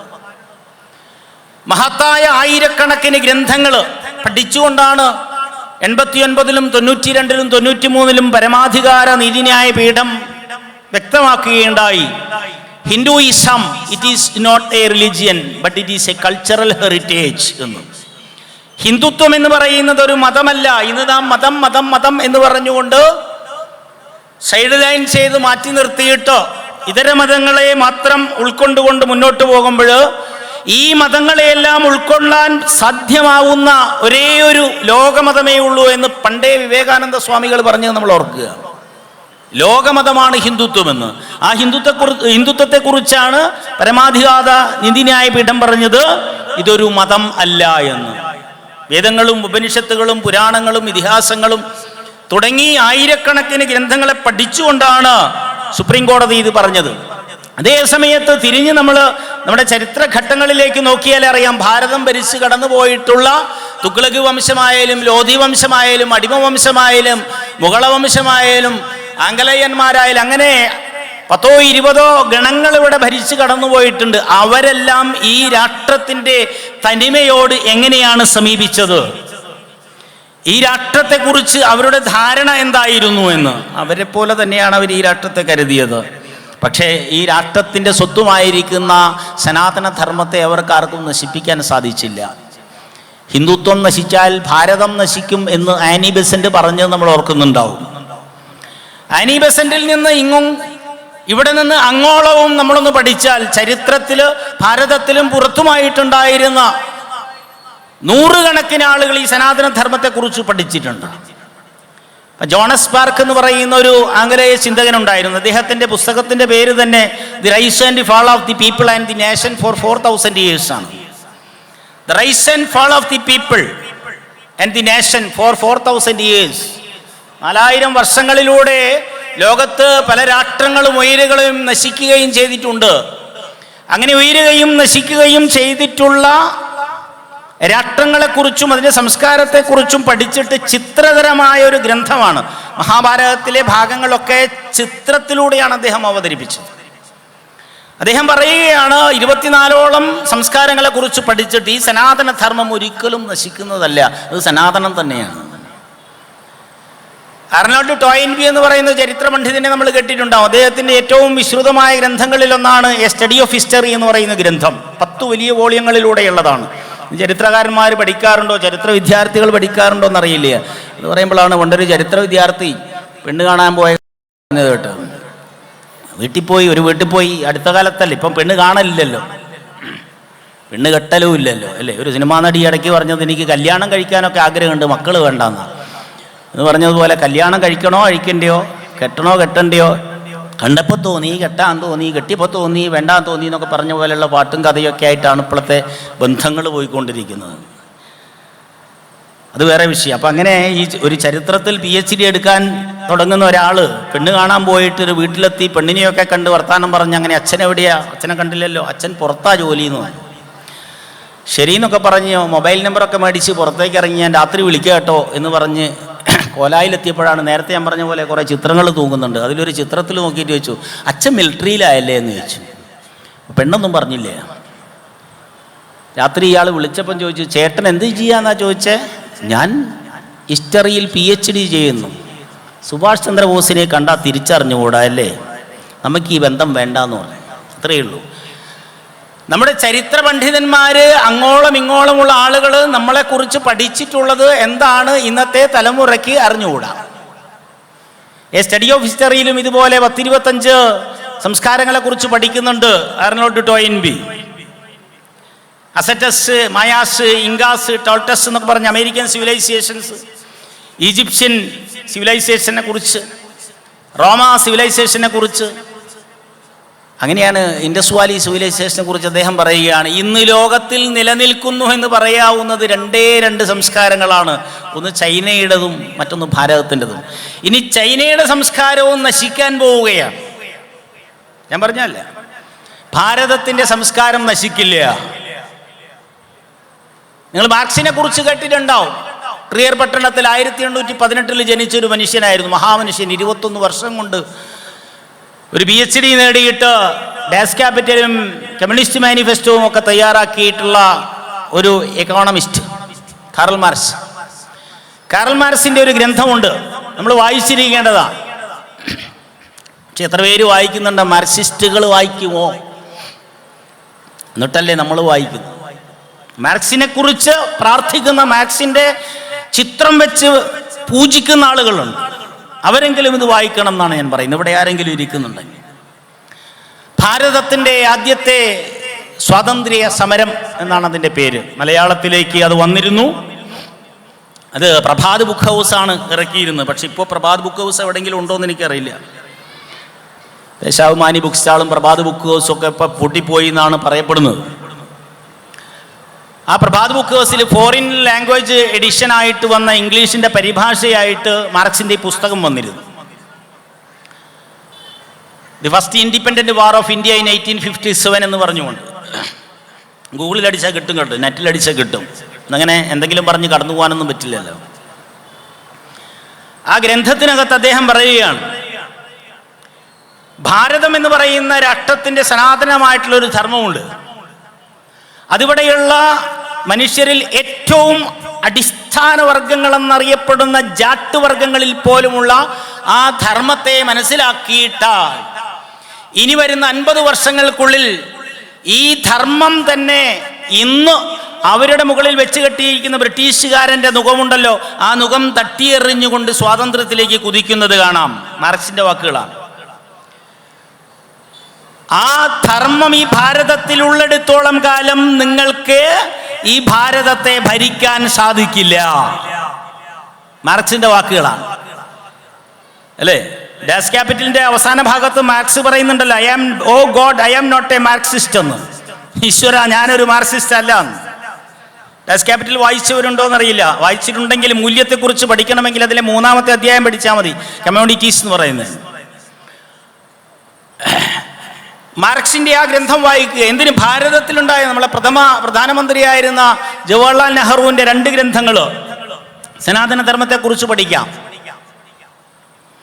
ഞാൻ പറഞ്ഞു വരുന്നത്, മഹത്തായ ചിന്തയുണ്ടായിരുന്ന സകലരും ഈ ധർമ്മത്തിന്റെ മൂല്യത്തെക്കുറിച്ച് പറഞ്ഞിട്ടുണ്ട്. നെഹ്റുവിന്റെ ഗ്ലിംസസ് ഓഫ് വേൾഡ് ഹിസ്റ്ററി, അതേപോലെ തന്നെ ഡിസ്കവറി ഓഫ് ഇന്ത്യ, 2 ഗ്രന്ഥങ്ങൾ. ഈ 2 ഗ്രന്ഥങ്ങളെ കുറിച്ച് പഠിച്ചു നോക്കുക. ധരംപാലിൻ്റെ ബ്യൂട്ടിഫുൾ ട്രീ എന്ന് പറയുന്ന ഗ്രന്ഥം പഠിച്ചു നോക്കുക. ഇതിലെല്ലാം ഭാരതത്തിൻ്റെ സനാതന മൂല്യത്തെക്കുറിച്ച് പറയുന്നു. എന്തിന്? 16 വയസ്സ് മുതൽ 12 വയസ്സ് മുതൽ 16 വർഷക്കാലം, 12 വയസ്സ് മുതൽ 16 വർഷക്കാലം ലോകം മുഴുവൻ സഞ്ചരിച്ച യേശുദേവൻ യെരുശലേമിൽ ജനിച്ചപ്പോൾ അദ്ദേഹത്തെ കാണാൻ വേണ്ടിയിട്ട് കിഴക്കൻ രാജ്യങ്ങളിൽ നിന്ന് മീറയും കുന്തിരിക്കവുമായിട്ട് സന്യാസിമാർ ചെന്നതിനെക്കുറിച്ച് POCയുടെ പഴയ നിയമത്തിൽ ബൈബിളിൽ പറയുന്നുണ്ട്. ആ യേശുദേവനാണ് പിന്നീട് അവിടെയുള്ള കാട്ടുമനുഷ്യരെ സംഘടിപ്പിച്ചുകൊണ്ട് അവിടുത്തെ കാട്ടാളത്തത്തെ ഇല്ലാതാക്കാൻ ശ്രമിച്ചത്. പക്ഷേ യേശുവിനെ കുരിശിലേറ്റുകയായിരുന്നു. അത് അദ്ദേഹത്തിന് തിരിച്ചറിവുണ്ടായിരുന്നു. യേശുവിനെ കുറിച്ച് പഠിക്കുക. വിവേകാനന്ദ സ്വാമികൾ പറയുന്നുണ്ട്, നിങ്ങൾക്ക് വ്യക്തിപരമായിട്ട് വ്യക്തമായ ഒരു ധാരണയ്ക്ക് നിങ്ങൾ യേശുവിനെ കുറിച്ച് പഠിക്കൂ. നിങ്ങൾ സാമൂഹ്യ പ്രവർത്തകനാണെങ്കിൽ നിങ്ങൾക്ക് സമൂഹത്തെക്കുറിച്ച്, ലോകത്തെക്കുറിച്ച്, രാഷ്ട്രത്തെക്കുറിച്ച് പഠിക്കാൻ ഭഗവാൻ കൃഷ്ണനെ പഠിക്കൂ. വിവേകാനന്ദ സ്വാമികൾ പറയാണ്, ആ യേശുദേവനാണ് സിനായ് മലയിൽ വെച്ചിട്ട് മോശയ്ക്ക് 10 കൽപ്പനകൾ കൊടുക്കുന്നുണ്ട്. അന്യന്റെ മുതൽ മോഹിക്കരുത്, അന്യന്റെ ഭാര്യയെ മോഹിക്കരുത്, കക്കരുത്, കള്ളസാക്ഷി പറയരുത് എന്ന് തുടങ്ങിയിട്ട് 10 കാര്യം പഠിപ്പിച്ചു കൊടുക്കുന്നുണ്ട്. ഈ 10 കാര്യങ്ങൾ പഠിക്കാൻ 16 വർഷക്കാലം ലോകം ചുറ്റി സഞ്ചരിച്ച യേശുദേവൻ ഭൂരിപക്ഷ കാലവും ഭാരതത്തിലായിരുന്നു ജീവിച്ചിരുന്നതെന്ന് ഐസക് സാറിൻ്റെ പുസ്തകം വായിച്ചാൽ അറിയാം. ഏറ്റവും കുറഞ്ഞത് ബൈബിള് പഠിക്കണം എന്നല്ലേ. POC പഴയ നിയമം പഠിച്ചാലും മനസ്സിലാവുമായിരിക്കും കുറേയൊക്കെ. എല്ലാം വായിക്കണം. നമ്മുടെ യുവത്വം എല്ലാം വായിക്കട്ടെ, എല്ലാ ഗ്രന്ഥങ്ങളും വായിക്കട്ടെ. സനാതന ധർമ്മത്തെക്കുറിച്ച് പഠിക്കണമെങ്കിൽ ഇതര ഗ്രന്ഥങ്ങളും പഠിക്കട്ടെ. നമുക്കൊന്നും ഹറാമല്ലല്ലോ. നമുക്ക് ഇന്ന വസ്ത്രം ധരിക്കണമെന്നോ ഇന്ന രീതിയിൽ ജീവിക്കണമെന്നോ ഇന്ന ഭക്ഷണം കഴിക്കണമെന്നോ ഏതെങ്കിലും നിയമാവലിയുണ്ടോ? മനുസ്മൃതിയും യാജ്ഞവൽക്യ സ്മൃതിയും ആവസ്തംഭ സ്മൃതിയും ദേവല സ്മൃതിയും സംവർത്തക സ്മൃതിയും കാർത്തിയായന സ്മൃതിയും അത്രിസ്മൃതിയും ലിഖിത സ്മൃതിയും ശംഖസ്മൃതിയും തുടങ്ങിയിട്ടുള്ള നൂറുകണക്കിന് സ്മൃതികൾ ഓരോ കാലഘട്ടത്തിന്റെ കണ്ണാടികളായിട്ട് നിയമസംഹിതകളായിട്ട് മാഞ്ഞുപോയി. ഇന്ന് നമുക്ക് അംബേദ്കർ സ്മൃതിയാണുള്ളത്. അതിനെ പൊക്കിപ്പിടിച്ചുകൊണ്ട് ഞങ്ങൾ ഇത് രക്ഷിക്കാൻ നടക്കുന്നു എന്ന് പറയുന്ന ചില ആളുകളെ കാണുമ്പോഴേ നമുക്കൊക്കെ ചിരി വരേണ്ടതല്ലേ. സത്യത്തിൽ 1975 ഒരു കരാള രാത്രിയിൽ ജൂൺ 23 മുതൽ 19 മാസക്കാലം ഭാരതത്തിനെ അടിമരാഷ്ട്രമാക്കാൻ വേണ്ടിയിട്ടുള്ള കരാള കരുത്തുമായിട്ട് മുന്നോട്ട് പോയിട്ടുള്ള രാത്രികളെ നമ്മൾ മറന്നു പോവാതിരിക്കുക. അടിയന്തരാവസ്ഥ എന്നാണ് അതിനെ പറയുക. അപ്പോഴാണ് അംബേദ്കർ സ്മൃതിയെ കുറിച്ച് പറയുന്നവരെയും അംബേദ്കറിനെ കുറിച്ചും പഠിക്കുക. എന്തിന്? അംബേദ്കർ എഴുതിയൊരു ഗ്രന്ഥമുണ്ട്, ഭാരതത്തിന്റെ വിഭജനം അഥവാ പാകിസ്ഥാൻ എന്ന് പറഞ്ഞിട്ട്. ഷാബു പ്രസാദിന്റെ കോഴിക്കോട് നിന്ന് ഇറങ്ങുന്ന കേസരി ബിൽഡിങ്ങിൽ നിന്ന് ഇറങ്ങുന്ന പുസ്തകമുണ്ട്, മലയാളത്തിൽ കിട്ടും നമുക്ക്. അതൊന്ന് എടുത്ത് വായിച്ചു നോക്കുക. ഭാരതത്തിന്റെ വിഭജനം അഥവാ പാകിസ്ഥാൻ. നെഹ്റു ആരായിരുന്നു? ഗാന്ധിജി ആരായിരുന്നു? ഭരണഘടന ഉണ്ടാക്കുന്ന സമയത്ത് എന്തൊക്കെയാണ് സംഭവിച്ചത്? ദേശീയ പതാകയെക്കുറിച്ച്, ദേശീയ ചിഹ്നങ്ങളെക്കുറിച്ച്, ദേശീയ പക്ഷികളായാലും മൃഗങ്ങളായാലും ചിഹ്നമായാലും ഒക്കെ ദേശീയ ഗാനം എന്താവണം, ഇതിൻ്റെയൊക്കെ ചർച്ചകളുടെ സമയത്ത് നമ്മൾ പ്രാർത്ഥിക്കുകയും നമ്മൾ നല്ലവരെന്ന് വിചാരിക്കുകയും ചെയ്യുന്ന ആളുകൾ എന്ത് ചെയ്തു എന്ന് അംബേദ്കർ പറഞ്ഞിട്ടുള്ളത് വായിച്ചിട്ട് ആ പുസ്തകം ഒന്ന് നിവർത്തിയിട്ട് ഇന്ന് അംബേദ്കർ സ്മൃതിയുമായി നടക്കുന്ന ആളുകളുടെ മുന്നിലേക്കൊന്ന് ചെന്നാൽ മതി. അവര് പഞ്ചപുച്ഛമടക്കിയിട്ട് വീട്ടിൽ പോയിരിക്കുന്നത് കാണാം. വായിച്ചു നോക്കാം. നമ്മൾ ആ സനാതന ധർമ്മത്തെക്കുറിച്ച് അംബേദ്കറിനുണ്ടായിരുന്ന കാഴ്ചപ്പാടുകൾ അതിൽ വ്യക്തമായി കൊടുത്തിട്ടുണ്ട്. ഞാൻ പറഞ്ഞു വന്നത് നെഹ്റു, പ്രധാനമന്ത്രി നെഹ്റു അദ്ദേഹത്തിന്റെ ഗ്ലിംസസ് ഓഫ് വേൾഡ് ഹിസ്റ്ററിയിൽ ഡിസ്കവറി ഓഫ് ഇന്ത്യയിൽ സനാതന ധർമ്മത്തെക്കുറിച്ച് പറയുന്നു. എന്തിന്? ഇന്ദിരാഗാന്ധി വളരെ ശ്രദ്ധേയയായ ഒരു പ്രധാനമന്ത്രിയായിരുന്നു. ഞാൻ കുട്ടികളോട് പറയാറുണ്ട്, ധൈര്യവും ശക്തിയുമുള്ള വനിത എന്നൊക്കെ അവരെ കുറിച്ച് പലരും പറഞ്ഞിട്ടുണ്ട്. ബാഹ്യതലത്തിൽ നമുക്ക് അങ്ങനെ പഠിക്കാം, നല്ലതാണ്, കുഴപ്പമില്ല. മലാല യൂസഫിനെ കുറിച്ച് പഠിക്കുമ്പോഴും ഇന്ദിരാഗാന്ധിയെ കുറിച്ച് പഠിക്കുമ്പോഴും വീരപ്പനെ കുറിച്ച് പഠിക്കുമ്പോഴും ഒക്കെ നല്ലതാണ്. പക്ഷേ 7 കിടപ്പറകൾ ഉണ്ടായിരുന്ന ഇന്ദിരാഗാന്ധി എന്തിനെയായിരുന്നു ഭയപ്പെട്ടിരുന്നത്? 75കളിൽ 80കളിൽ എന്ന് അല്ലേ, 77 വരെ. അതിനെക്കുറിച്ച് നമ്മൾ പഠിക്കണം. പക്ഷേ മറ്റൊന്ന്, ഇപ്പം ഞാൻ പറഞ്ഞു വന്നത് സനാതനധർമ്മത്തെക്കുറിച്ച് ഇന്ദിരാഗാന്ധി എഴുതിയിട്ടുള്ള ഒരു ഗ്രന്ഥമുണ്ട്, എറ്റേണൽ ഇന്ത്യ എന്ന് പറയുന്ന ഒരു കൃതി. അതൊന്ന് വായിച്ചു നോക്കുക. വേദങ്ങളെക്കുറിച്ച്, ഉപനിഷത്തുകളെക്കുറിച്ച് അവർ പറയുന്നത് ഇതുപോലെ മൂല്യമുള്ള ഒരു സംസ്കാരം ലോകത്തിൽ എവിടെയുമില്ല എന്നാണ്. പഞ്ചശീല തത്വങ്ങളിലേക്ക് ഭാരതത്തിനെ എത്തിക്കാൻ വേണ്ടിയിട്ട് നെഹ്റുവിൻ്റെ കാലവും അതിനുശേഷവുമായിട്ടുള്ള പ്രവർത്തനങ്ങളിൽ ഭാരതം ഇന്നും മുന്നോട്ട് കൊണ്ടുപോയിക്കൊണ്ടിരിക്കുന്ന ഒരു മാനവികമായ കാഴ്ചപ്പാടാണ് സനാതനധർമ്മം. ഇതിനെക്കുറിച്ച് ലളിതമായിട്ടാണ് നമ്മുടെ യോഗശാസ്ത്രത്തിൽ പതഞ്ജലി മഹർഷി പതഞ്ജലി യോഗസൂത്രത്തിൽ അഷ്ടാംഗമാർഗത്തിൽ ലളിതമായിട്ട് വിവരിച്ച് നമ്മളൊന്ന് പഠിച്ചു നോക്കുക. അതിനകത്ത് യമനിയമാസന പ്രാണായാമ പ്രത്യാഹാര ധ്യാനധാരണ സമാധികളെ യമനിയമങ്ങളെ മാത്രം പഠിച്ചാൽ മതി. അഹിംസ, സത്യമസ്തേയം, അപരിഗ്രഹം, ബ്രഹ്മചര്യം എന്ന് പറഞ്ഞിട്ട് യമത്തിൽ 5 കാര്യങ്ങളുണ്ട്. ഈ അഹിംസയും സത്യവും അസ്തേയവും അപരിഗ്രഹവും ബ്രഹ്മചര്യവുമാണ് യേശുദേവൻ പഠിച്ചിട്ട് മോശയ്ക്ക് കൊടുത്തത്. യേശുദേവൻ 2000 വർഷമേ ആയിട്ടുള്ളൂ. പതഞ്ജലി അതിന് മുമ്പുണ്ടായിരുന്നതാണ്. പതഞ്ജലിക്ക് ഇത് കിട്ടിയത് മഹാഭാരതത്തിൽ നിന്നും വേദങ്ങളിൽ നിന്നുമാണ്. ഇന്ന് ലോകം മുഴുവൻ കീഴടക്കിക്കൊണ്ട് യോഗശാസ്ത്രം ഇങ്ങനെ വളർന്നു വരുമ്പോൾ ആ യോഗശാസ്ത്രം സനാതനധർമ്മത്തിൻ്റെതല്ല, ഭാരതത്തിൻ്റെതല്ല, മതത്തിൻ്റെതല്ല എന്നൊക്കെ പറയുന്ന ആളുകൾ ബൈബിള് പഠിക്കൂ, ഖുർആൻ പഠിക്കൂ, പതഞ്ജലിയുടെ യോഗശാസ്ത്രം പഠിക്കൂ. അത് പഠിച്ചാൽ അറിയാം, ഈ ബൈബിളിലും ഖുറാനിലും ഏതെങ്കിലും ഒന്ന് മൂല്യവത്തായിട്ടുണ്ടെങ്കിൽ അതെല്ലാം ഇവിടെയുള്ളതാണ്. യതിഹാസ്തി തതന്യത്ര യംനേ ഹാസ്തിന കുത്രചിത്. എവിടെയെങ്കിലും നിങ്ങൾക്ക് കാണാൻ പറ്റുമോ ഇതിലില്ലാത്തതൊന്നും? മഹാഭാരതത്തിൽ ഇല്ലാത്തതൊന്നും നിങ്ങൾക്ക് എവിടെയെങ്കിലും കാണിക്കാൻ പറ്റുമോ എന്ന് വ്യാസർഷി ചോദിക്കുകയാണ്. വ്യാസർഷി ആരാണ്? ഇവിടെ ഈ അടുത്ത കാലത്താണല്ലോ ഒരു നൃത്താധ്യാപിക കറുപ്പിനെ കുറിച്ചും വെളുപ്പിനെ കുറിച്ചും ഒക്കെ പറഞ്ഞിരുന്നത്. ഞാനത് ആനുഷംഗികമായിട്ട് പറയാണ്. നൃത്താധ്യാപിക പറഞ്ഞത് കറുത്ത കുട്ടി ജനിച്ചു കഴിഞ്ഞാൽ തള്ളയ്ക്ക് പോലും പിള്ളയെ കാണുമ്പോൾ എന്തോ വിഷമം തോന്നുന്നൊക്കെയാ പറഞ്ഞു അല്ലേ. അവരുടെ പേര് പറയുന്നില്ല ഞാൻ, പാവം എവിടെയെങ്കിലും ജീവിച്ചോട്ടെ എന്ന് വിചാരിച്ചു. ആ നൃത്താധ്യാപിക നൃത്തവും നടനവും നാട്യവും പഠിച്ചത് ഭരതമുനിയുടെ നാട്യശാസ്ത്രം വെച്ചുകൊണ്ടാണെങ്കിൽ അത് വിളക്ക് വെച്ച് വായിച്ചിരുന്നുവെങ്കിൽ ഭരതമുനിയുടെ നിറവും ഭരതമുനി ഇത് പഠിച്ചെടുത്തത് വേദങ്ങളിൽ നിന്നാണ് എന്നും വേദങ്ങളെ പകുത്തുവെച്ച വേദവ്യാസന്റെ ജാതി ഏതാണ്, നിറമേതാണ് എന്ന് പഠിക്കുമായിരുന്നു. ഭഗവാൻ കൃഷ്ണന്റെ നിറമേതാണെന്ന് പഠിച്ചിരുന്നെങ്കിൽ അവരുടെ വാക്കിൽ നിന്ന് അങ്ങനെ വരില്ലായിരുന്നു. കാലകാലനായ ശിവന്റെ നിറമേതാണെന്ന് പഠിച്ചിരുന്നുവെങ്കിൽ ഈ അധ്യാപികയുടെ വാക്കിൽ നിന്ന് അങ്ങനെയൊന്നും വരില്ലായിരുന്നു. എന്തിന്? ഭീഷ്മാചാര്യര് ശരശയിൽ കിടക്കുന്ന സമയത്ത് അവിടേക്ക് പലരും പല സംശയങ്ങളുമായിട്ട് ധർമ്മചിന്തകളുമായിട്ട് കടന്നു വരും. ധർമ്മപുത്രരാണ് വരുന്നത് ഒരു സമയം. യുധിഷ്ഠിരൻ അങ്ങനെ രണ്ടുപേർ. ധർമ്മത്തെക്കുറിച്ച് മാത്രം ചിന്തിക്കുമ്പോൾ യമധർമ്മന്റെ മകനായിരിക്കുന്നവൻ ധർമ്മപുത്രരാവുകയും യുദ്ധമുഖത്ത് യുധിഷ്ഠിരനായി മാറുകയും ചെയ്യുന്നവൻ ധർമ്മത്തെക്കുറിച്ച് ചിന്തിക്കാൻ ഭീഷ്മാചാര്യരുടെ അടുത്ത് വന്നിട്ട് ചോദിക്കുന്ന ചോദ്യങ്ങളിൽ ഒന്ന് ഈ നിറങ്ങളെക്കുറിച്ചാണ്. ഈ നിറങ്ങളെല്ലാം വ്യത്യസ്തമാണല്ലോ, ഇതിൻ്റെ ഒരു ശാസ്ത്രം എന്താണ് എന്ന് ചോദിച്ചപ്പോൾ ശരശയ്യയിൽ കൃത്യമായിട്ടുള്ള ഉത്തരമാണ് ഏകവർണം ഇതം സർവം പൂർവമാസീത് യുധിഷ്ഠിര. ഏകവർണം ഇതം സർവം. ശാസ്ത്രത്തിനോട് ചോദിക്കോ എവിടെ നിന്നാണ് ഈ കാണുന്ന നിറങ്ങളെല്ലാം ഉണ്ടായി? ഇന്ന് പച്ചയും ചുവപ്പും കറുപ്പും വെള്ളയും മതങ്ങളുടെ പേരിൽ ഉള്ളവൻ ഇല്ലാത്തവൻ, വയ്യാത്തവൻ, വേണ്ടാത്തവൻ, കൊള്ളാത്തവൻ, കണ്ടില്ലേ? മാർജിൻ വരച്ചുകൊണ്ട് പുറമ്പോക്കിലേക്ക് തട്ടിമാറ്റിയിട്ട് പാവപ്പെട്ടവരെ ഇന്നും സെക്രട്ടേറിയറ്റിന് മുന്നിൽ മഴയും വെയിലും കൊള്ളാൻ ഇരുത്തിയിട്ടുണ്ടെങ്കിൽ ആരുടെ മുമ്പിലാണ്, ആരുടെ കയ്യിലാണ് ഇപ്പോഴും കറുത്തവനെയും വെളുത്തവനെയും കുറിച്ച് ചിന്തിക്കാനുള്ള ചിന്തകളുള്ളത് എന്ന് പഠിക്കണം നമ്മൾ.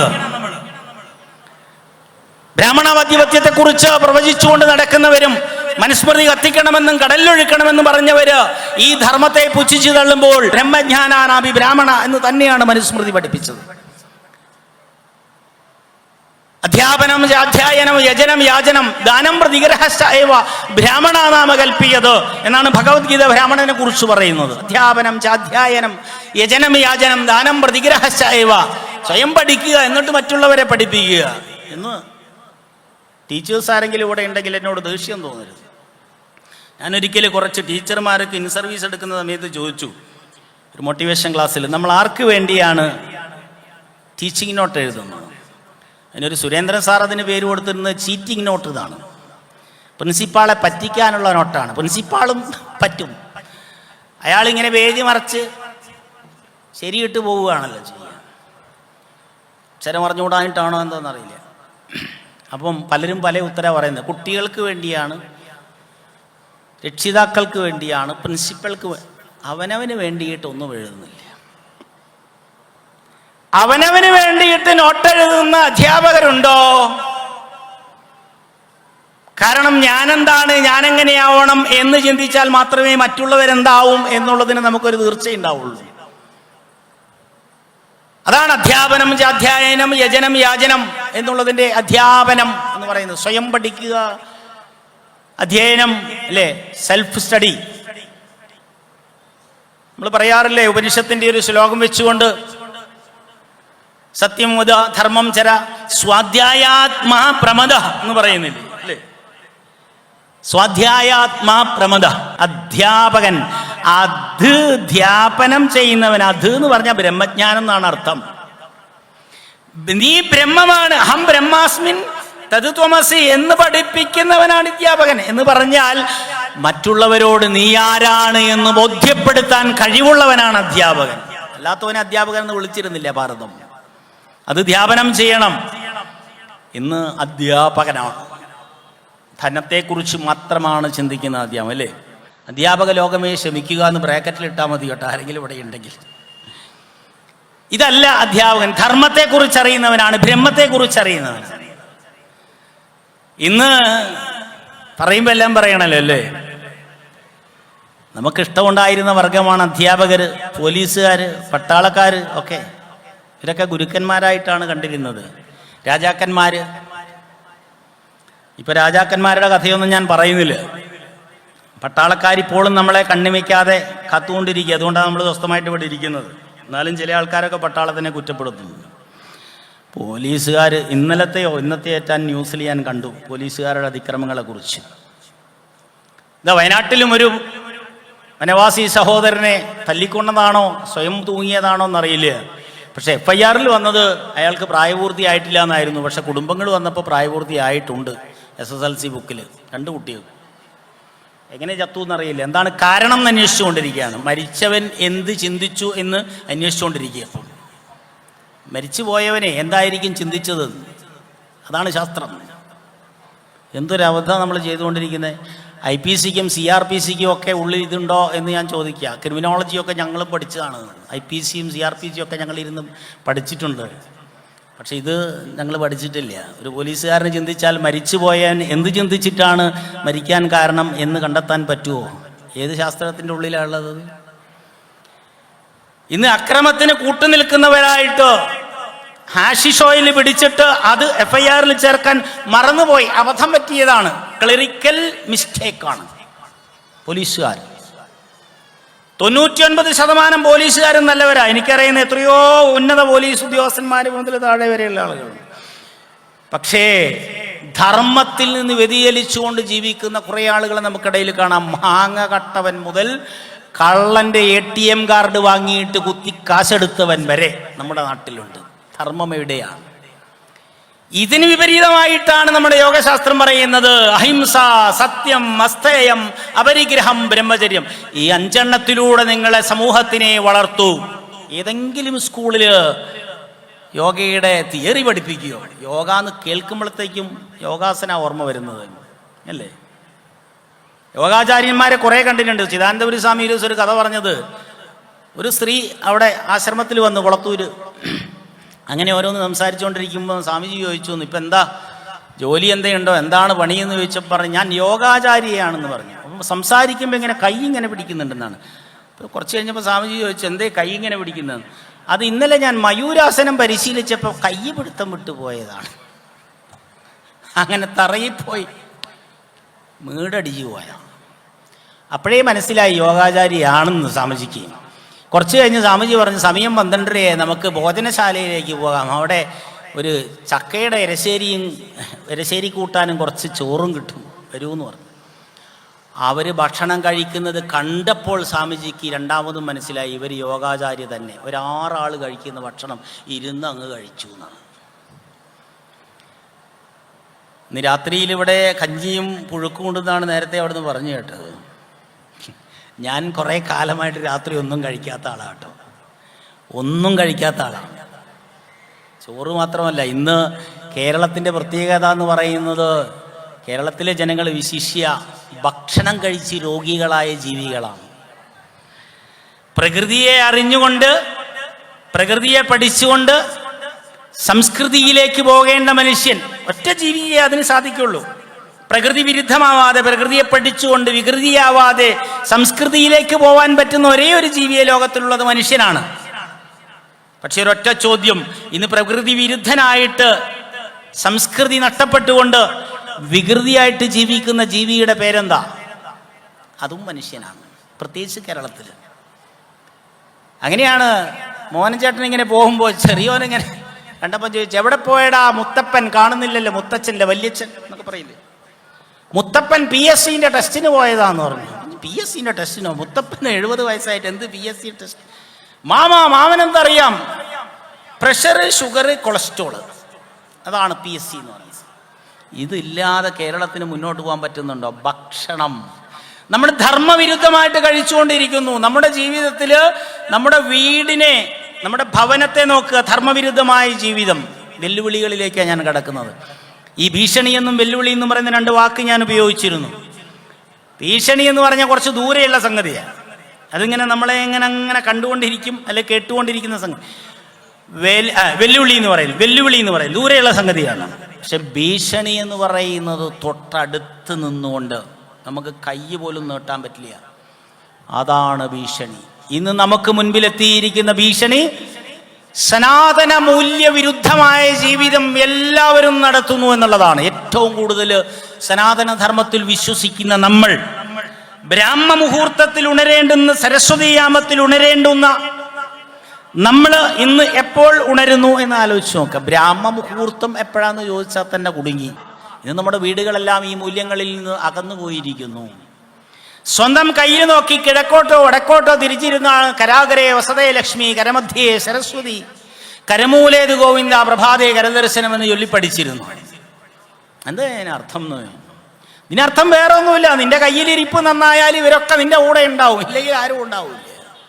നിന്റെ കയ്യിലാണ് സരസ്വതിയും ലക്ഷ്മിയും ഈ ദേവനും ഒക്കെ ഇരിക്കുന്നത്, ഭഗവാൻ കൃഷ്ണനൊക്കെ. കരാഗ്രേ വസതേ ലക്ഷ്മി, അതും അറിഞ്ഞിരിക്കുക നീ. ലക്ഷ്മി എന്ന് പറയുന്നത് അറ്റത്തായിരിക്കും, ഏറ്റവും പുറകിലിരിക്കുന്ന എപ്പം വേണേൽ ഇറങ്ങിപ്പോവാൻ വേണ്ടിയിട്ടാണല്ലോ. അതുപോലെയാണ് ലക്ഷ്മി അറ്റത്തേ ഇരിക്കുള്ളൂ, എപ്പോൾ വേണമെങ്കിലും പോവും, എപ്പോൾ വേണമെങ്കിലും വരും, അതിനു വേണ്ടിയിരിക്കുക. പക്ഷേ സരസ്വതി ഇന്ന് മൗസ് പിടിച്ചാലും മൊബൈൽ പിടിച്ചാലും റിമോട്ട് പിടിച്ചാലും പുസ്തകം പിടിച്ചാലും ഒക്കെ നമ്മുടെ ഉള്ളം കയ്യിൽ തന്നെയാണ് വരുന്നത്. കരമധ്യേ സരസ്വതി. ഇന്ന് ഇതിലൂടെ ധർമ്മവിരുദ്ധമായ ജീവിതത്തിലേക്കും സനാതന മൂല്യങ്ങളെ തട്ടിത്തെറിപ്പിച്ച് പുതിയ തലമുറയെ ചെപ്പിലടയ്ക്കാനുള്ള വലിയ ഒരു ആയുധമാണ്. ഇതിനെ സൂക്ഷിക്കുക. ഗൂഗിളിൽ സെർച്ച് ചെയ്തിട്ട്, നെറ്റ് സെർച്ച് ചെയ്തിട്ട്, വിക്കി ഗ്രന്ഥശാല എടുത്തിട്ട് നിങ്ങൾ ഭജഗോവിന്ദം അടിച്ചു നോക്കുക. ഉദാഹരണം ഒറ്റയൊന്നേ പറയുന്നുള്ളൂ ഞാൻ. ആയിരക്കണക്കിന് ഉദാഹരണങ്ങൾ ഞാൻ കണ്ടെത്തിയിട്ടുണ്ട് ഇതിനകത്തുനിന്ന്. ഭജഗോവിന്ദം ഭജഗോവിന്ദം ഗോവിന്ദം ഭജ മൂഢമതേ സംപ്രാപ്തേ സന്നിഹിതേ കാലേ നഹി നഹി രക്ഷതി ഡുകർഞ്ഞുകരണേ. അതിന്റെ അർത്ഥം വിക്കി ഗ്രന്ഥശാല കൊടുത്തിരിക്കുന്നത് എടാ വിഡ്ഢി, ഗോവിന്ദനെ ഭജിച്ചിട്ട് കാര്യമില്ല എന്നാണ്. ഇപ്പൊ നിങ്ങൾ അടിച്ചു നോക്കുക. ഇത് പഠിച്ചുകൊണ്ടാണ് കുട്ടികൾ മുന്നോട്ട് പോകുന്നത്. ഇതിലൊരു കോള് കഴിഞ്ഞ് നമ്മൾ കട്ട് ചെയ്യുന്നതിന് മുൻപേ ഇറങ്ങി വരികയാണ്. നിങ്ങൾക്ക് സുന്ദരിയായ കാമുകിയെ വേണമോ? വേണോ? നിങ്ങൾക്ക് സ്വർഗം വേണമോ? ഹൂറിമാരുടെ കൂടെ നൃത്തം വെക്കാമൻ ഞങ്ങളുടെ കൂടെ കുടിക്കോളൂ. നിങ്ങളുടെ സനാതന ധർമ്മമൊന്നും അത്ര നല്ലതല്ല, ഞങ്ങളുടെ കൂടെ കൂടും. നിങ്ങൾക്ക് ഹൂറിമാരുടെ കൂടെ നൃത്തം വെക്കാം സ്വർഗത്തിൽ പോയിട്ട്. സ്വാമിജി ഒരിക്കൽ പറഞ്ഞിരുന്നു, സ്വർഗത്തിൽ തേനും പാലും ഒഴുകുന്നു എന്നാണ് ഈ ഇടയ്ക്ക് ഒരാൾ പറഞ്ഞത്. അങ്ങനെയാണ് എന്തായാലും ഞാൻ അങ്ങോട്ടില്ല, നിറച്ച് ഉറുമ്പായിരിക്കും, എവിടെയാ ഇരിക്കുകയെന്ന്. സ്വർഗത്തെക്കുറിച്ച് പറഞ്ഞുകൊണ്ട്, പ്രേതത്തെക്കുറിച്ച് പറഞ്ഞുകൊണ്ട് ഇത്തരത്തിലുള്ള ആയുധങ്ങൾ ചെറിയ കുട്ടികളെ, ഞാൻ ട്രെയിനിൽ ഇങ്ങോട്ട് വരുന്ന സമയത്ത് ഒരു 3 വയസ്സ് പോലും ആവാത്ത കുട്ടിയുടെ കയ്യിൽ ഇതാണുള്ളത്. എല്ലാവരും ഇത് നോക്കിക്കൊണ്ടിരിക്കുകയാണ്. നമുക്ക് ആവശ്യമുള്ള സാധനമാണ്. പക്ഷേ അല്ലേ, പണ്ടൊരുത്തൻ ഡോക്ടറെ അടുത്ത് ചെന്നു, കയ്യൊക്കെ തോല് പോയി, മൂക്കൊക്കെ തൊലി പോയിരിക്കുക. ഡോക്ടർ ചോദിച്ചു എന്ത് പറ്റിയതാ? വേട്ടാളിയൻ ചവിട്ടിയതാന്ന് പറഞ്ഞു. വേട്ടാളി എന്ന് പറയുന്നൊരു ജീവി ഉണ്ടല്ലോ, സ്കൂബി. വേട്ടാളിയൻ ചവിട്ടിയതോ? അതെങ്ങനെയാന്ന് ചോദിച്ചു. അപ്പോൾ ഇവനൊരു പകുതി ബുദ്ധി മനുഷ്യനാണ്. ഡോക്ടറെ കാണാൻ പോയത്. അപ്പോൾ പറഞ്ഞു, ഈ നമ്മുടെ വീട്ടിലൊക്കെ വന്നിട്ട് ഈ ചളി എവിടെയെങ്കിലും ഓട്ട കണ്ടാൽ അവിടെയൊക്കെ ചളി നിറച്ച് കളയുന്ന ഒരു ജീവിയില്ലേ സാറേ, വേട്ടാളി. ആ മനസ്സിലായി. അതെങ്ങനെയാണ് നിന്നെ ചവിട്ടിയത്?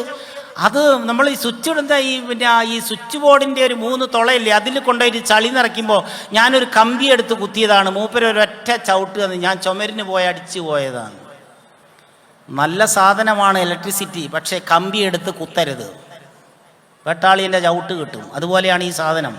നമ്മുടെ എല്ലാവരുടെയും വീട്ടിലുണ്ട്. ഇതില്ലാത്ത ആളുകളൊന്ന് കൈവെക്കുമെന്ന് ഞാൻ പറയുന്നില്ല, എല്ലാവർക്കും ഉണ്ടാവുമല്ലോ ഇത്. കേരളത്തിൽ എല്ലാവർക്കും ഒന്നിലധികം ഉണ്ട് ഈ സാധനം. ഈ സാധനത്തിനെ ശ്രദ്ധിച്ചോളൂ. പിറ്റ്യൂറ്ററി എന്നും പീനിയൽ എന്നും പറഞ്ഞ് 2 ഗ്രന്ഥികൾ നമ്മുടെ തലയിലുണ്ട്.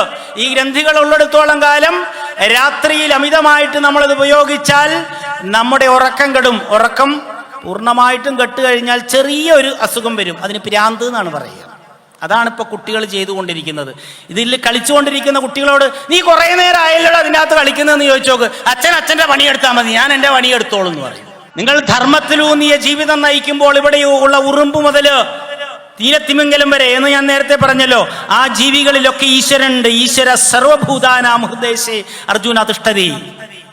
അത് കണ്ടുകൊണ്ട് നിങ്ങൾ എല്ലാ ജീവികളെയും പഠിക്കുക. മഹാദേവന് ക്ഷേത്രത്തിന് പ്രദക്ഷിണം വെച്ചുകൊണ്ട് നമ്മൾ ഒരാചാരം നടത്താറുണ്ട്, ശ്രീഭൂത ബലി എന്ന് പറഞ്ഞിട്ട്. ശിവേലി ശിവേലി എന്നൊക്കെ പറയാം. എല്ലാ ഭൂതഗണങ്ങളും മഹാദേവന്റെ ഭൂതഗണങ്ങളാണ്. ഇവിടെ ഉറുമ്പും ഈച്ചയും പാറ്റയും ഒക്കെ എന്തിനാന്ന് ചോദിക്കും. കൊതുക് എന്തിനാ അല്ലെ, കുട്ടികളോട് ചോദിക്കും, മക്കളെ കൊതുകിന്റെ ആവശ്യമുണ്ടോ, പാറ്റയുടെ ആവശ്യമുണ്ടോ? ഒരു മാവിന്റെ മുകളിൽ നിറയെ ഒരു 10,000 പൂക്കൾ ഉണ്ടെങ്കിൽ ആ പൂക്കൾ മാങ്ങയായി തീരണമെങ്കിൽ ഒരു മനുഷ്യൻ വിചാരിച്ചാലും നടക്കില്ല. അവിടെ തുമ്പിയും വണ്ടും പൂമ്പാറ്റയും തേനീച്ചയും ഒക്കെ വേണം. അപ്പൊ എന്തിനാണ് ലോകത്തിൽ ഈ ജീവികൾ? നമ്മുടെ എല്ലാം ജീവിതത്തിൻ്റെ നക്ഷത്രം, നമ്മുടെ നാള് നക്ഷത്രം ഉണ്ടാ അറിയോന്നറിയില്ല. നമ്മുടെ നക്ഷത്രം ഏതാണ്? നമ്മുടെ നക്ഷത്രത്തിൻ്റെ കൂടെ ഒരു പക്ഷിയുണ്ട്, ഒരു മൃഗമുണ്ട്, ഒരു ജന്തുവുണ്ട്, ഒരു വൃക്ഷമുണ്ട്, പഞ്ചഭൂതങ്ങളിലൊന്നുണ്ട്. ഇങ്ങനെ 4-5 സാധനങ്ങളുണ്ട്. ഈ 4-5 സാധനങ്ങളെ സംരക്ഷിക്കാനുള്ള ചുമതല നമുക്കാണ്. First and foremost ecological concept in the world. ലോകത്തിലെ ആദ്യത്തെ ഇക്കോളജിക്കൽ കൺസെപ്റ്റാണ്. ഈ പ്രപഞ്ചം നിലനിർത്തണം. ആ നിലനിർത്താനുള്ള കാഴ്ചപ്പാടുകളും ജീവിത രീതിയുമാണ് ധർമ്മം, ശാശ്വതമായ ധർമ്മം, സനാതനമായ ധർമ്മം. ഈ വൃക്ഷം നിലനിൽക്കാൻ ഞാൻ ആഗ്രഹിക്കണം, അല്ലേ? തൊടുപുഴയില് ശ്രീകൃഷ്ണസ്വാമി ക്ഷേത്രത്തിന്റെ മുൻപിലുള്ള ആല് ഒരിക്കൽ മുറിച്ചു കളഞ്ഞു. പിന്നെ നോക്കുമ്പോൾ അവിടേക്ക് പോകുന്ന വഴിയിലുള്ള ആലുകളൊക്കെ മുറിച്ചു കളഞ്ഞു ആൾ. ഒരു രാത്രിയിൽ ചെയ്ത പണിയാണ്. കാരണം ഇത് നമ്മുടെ മതത്തിന് വിരുദ്ധമാണ്. ആല് മതവിരുദ്ധമാണ്. അങ്ങനെയാണല്ലോ. തുളസിച്ചെടിയിലേക്ക് രോമം പറിച്ചെറിഞ്ഞവനെ നമുക്കറിയാലോ, തൃശ്ശൂരുള്ള. എന്നിട്ടും പോലീസ് പറഞ്ഞ് ഭ്രാന്താന്ന്, കോടതി പറഞ്ഞ് അവന് ഭ്രാന്തില്ല. ആലോചിച്ച് നോക്കുക, എങ്ങനെ സനാതനധർമ്മത്തെ പുറമേ നിന്ന് ബാഹ്യരംഗത്ത് നിന്ന് വെല്ലുവിളികൾ വരുന്നു എന്ന് ചിന്തിക്കണം. നമ്മൾ മറന്നു പോകരുത്. സന്ധ്യാനാമങ്ങൾ ചെല്ലാൻ മാത്രമുള്ളതല്ല സനാതനധർമ്മം. ക്ഷേത്രങ്ങളിലേക്ക് പോകുന്നു നമ്മൾ പ്രാർത്ഥിക്കാൻ. ഭഗവാനെ, ഗുരുവായൂരപ്പ SSLCന്റെ പരീക്ഷ നടക്കണം, മൂപ്പരെന്താ എക്സാമിനേഷൻ കൺട്രോളറോ? ദിവസം ഒരു നേരം 5 മിനിറ്റ് നേരം നമുക്ക് പ്രാർത്ഥിക്കാൻ പറ്റുമോ ഗുരുവായൂരപ്പനെ? എങ്കിൽ നിങ്ങൾ അത് മതി. എല്ലാ ദിവസവും എവിടെയാണോ അവിടെ ഇരുന്ന് പ്രാർത്ഥിക്കൂ. സ്വയം നിങ്ങൾ ക്ഷേത്രത്തിലെത്തിയാലും പൂജാമുറിയിലെത്തിയാലും വിളക്കിന് മുമ്പിലെത്തിയാലും അങ്ങനെ പ്രാർത്ഥിക്കില്ല. നമ്മുടെ സ്വാർത്ഥതയ്ക്ക് വേണ്ടി മാത്രം പ്രാർത്ഥിക്കുക. നിസ്വാർത്ഥമായിട്ട് പ്രാർത്ഥിക്കൂ, അല്ലേ? അങ്ങനെയാണല്ലോ ചേല അഴിഞ്ഞുകൊണ്ടിരിക്കുന്ന പാഞ്ചാലി ഭഗവാനെ വിളിച്ചു. ആദ്യം ചേല പിടിച്ചു വെച്ചിട്ടാ വിളിച്ചത്. പറഞ്ഞിട്ടുണ്ടാവും. ചേല പിടിച്ചു വെച്ചിട്ട് ഭഗവാനെ കൃഷ്ണ എന്ന് വിളിച്ചു. കൃഷ്ണൻ കേട്ടില്ല. ഒരു കൈ വിട്ട് വിളിച്ചു. അപ്പോൾ കൃഷ്ണൻ രാധയോടോ രുക്മിണിയോടോ എത്താൻ പറഞ്ഞു. ആരോ വിളിക്കുന്നുണ്ട്, എവിടുന്ന് അറിയില്ലല്ലോ എന്ന് പറഞ്ഞു. നിവൃത്തിയില്ല, 2 കൈയും വിട്ട് ഭഗവാനെ കൃഷ്ണ എന്ന് വിളിച്ചപ്പോൾ കൃഷ്ണൻ വന്നിട്ട് ചോദിച്ചു, എന്ത് വേണം? 2 കൈയും വിട്ട് വിളിക്കുക. നിങ്ങളെ കയ്യിൽ പിടിച്ചിരിക്കുന്നതിനെ കളയൂ. ഭൗതികമായിട്ടുള്ള സുഖങ്ങളെ വലിച്ചെറിയൂ. ഭോഗത്തിന്റെ പുറകെ, താൽക്കാലികമായിട്ടുള്ള അർത്ഥകാമങ്ങളുടെ പുറകെ പോയിട്ട് ഇന്ന് ലോകം നശിച്ചുകൊണ്ടിരിക്കുക. എന്തിന്?